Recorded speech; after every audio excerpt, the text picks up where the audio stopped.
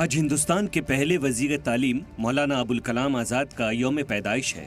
आज के दिन को 2008 से लगातार नेशनल एजुकेशन डे के तौर पर मनाया जाता है। मौलाना अबुल कलाम आज़ाद एक अजीम मुजाहिद आज़ादी, दानिश्वर और हिंदुस्तान के पहले वजीर तालीम थे। मौलाना अबुल कलाम की पैदाइश 11 नवंबर 1888 को मक्का में हुई थी, जिसके बाद उनका कुंबा हिंदुस्तान में बस गया। मौलाना आज़ाद का हिंदुस्तान की आज़ादी की जद्दोजहद में अहम रोल रहा है। उन्होंने अपनी तहरीरों और तकरीरों से अंग्रेज़ी हुकूमत के खिलाफ आवाज़ उठाई और लोगों में आज़ादी का जज्बा जगाने का काम किया।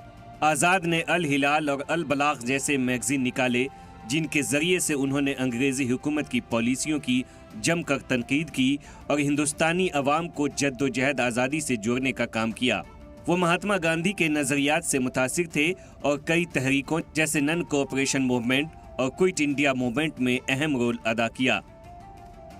हिंदुस्तान की आज़ादी के बाद मौलाना आज़ाद को हिंदुस्तान के पहले वजीर तालीम के तौर पर तकर्रुर किया गया था।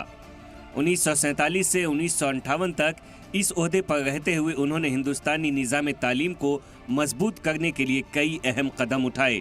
उनके इक़्तिदार में IIT, IISc और UGC जैसे इदारे कायम हुए, जो आज भी आला तालीम में मील के पत्थर माने जाते हैं। उनका नज़रिया था कि तालीम सभी का हक है और इसके बगैर समाज की मुकम्मल तरक्की नामुमकिन नहीं। उन्होंने प्राइमरी एजुकेशन को ज़रूरी बनाने पर जोर दिया और तकनीकी और साइंसी तालीम को भी फ़रोग़ दिया।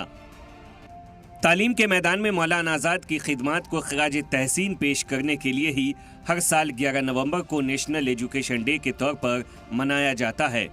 इस दिन को मनाने का मकसद तालीम के तई उनकी वाबस्तगी और मुल्क की तरक्की में तालीम की अहमियत को समझना है। मौलाना आज़ाद ने अपनी ज़िंदगी में तालीम के शोबे में जो ताउन दिया, वो आज भी हिंदुस्तानी निज़ाम तालीम को मुतासिर करती है।